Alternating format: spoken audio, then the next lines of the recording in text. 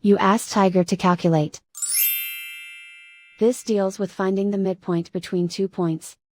The midpoint between the 2 points is 32.5, negative 8.5. Let's solve it step by step. Plot the 2 points and calculate the midpoint using the formula. The coordinates of point 1 are, x1 equals negative 24, y1 equals 33. The coordinates of point 2 are, x2 equals 89, y2 equals negative 50. PM represents the midpoint of the 2 points.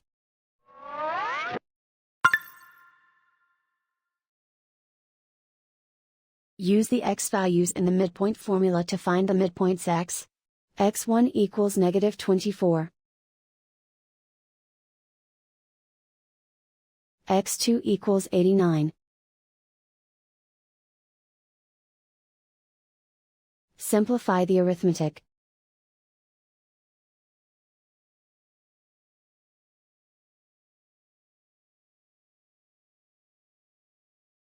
Use the y values in the midpoint formula to find the midpoints y. y1 equals 33. y2 equals negative 50. Simplify the arithmetic.